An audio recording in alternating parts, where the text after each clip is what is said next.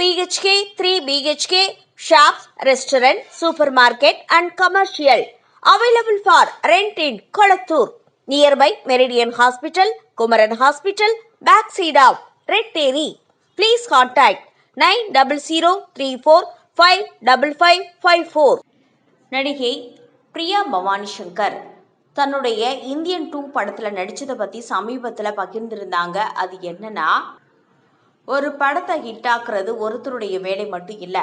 Indian 2 படத்தோட ரிலீஸுக்கு அப்புறமா நான் ரொம்பவே பின்னடைவை சந்தித்தேன். என்னோட இதற்கு முந்தைய படங்களும் கமர்ஷியலாகவே பெரிய அளவில் போகாதது தான் அதுக்கு காரணம். நீ இருந்ததுனால தான் இந்த படம் சரியாக போகலன்னு சொல்கிறாங்க. இந்த மாதிரியான விஷயங்கள் என்னை காயப்படுத்துது. என்கிட்ட யாராவது திரும்ப 5 வருஷத்துக்கு முன்னாடி போக வாய்ப்பு கிடைச்சு இந்த படத்தை தேர்ந்தெடுப்பீர்களான்னு கேட்டால் நான் நிச்சயம் இந்த படத்தில் நடிப்பேன்.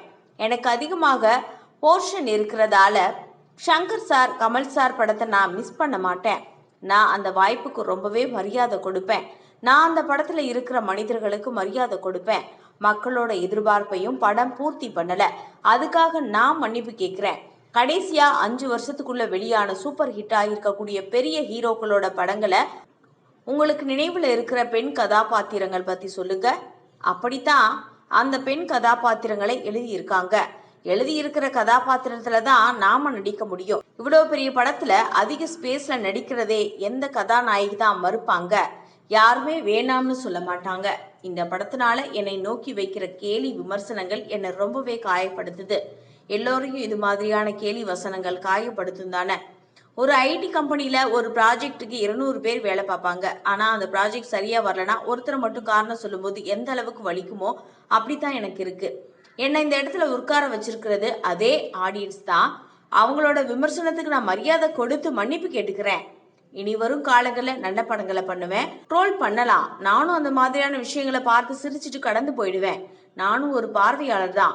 எனக்கு ஒரு படம் எதனால ஒர்க் ஆகலைன்னு தெரியும். சோசியல் மீடியாவில் என்னை கேலி பண்ணுறவங்க நேரில் என்கிட்ட வந்து அதை பற்றி பேசவே மாட்டாங்க. சோசியல் மீடியாவில் நம்ம யாருன்னு தெரியாது, என் முகம் யாருக்கும் தெரியாதுங்கிற விஷயத்தினால தொடர்ந்து வன்மத்தை கொட்டுறாங்க. எந்த ஒரு நடிகரையும் இவர்னால தான் இந்த படம் சரியா போகலை, இவர் பேட் லக் அப்படின்னு சொல்ல மாட்டாங்க. இது முழுக்க முழுக்க பெண் வெறுப்பு சிந்தனை தான் அப்படின்னு பேசியிருக்காங்க.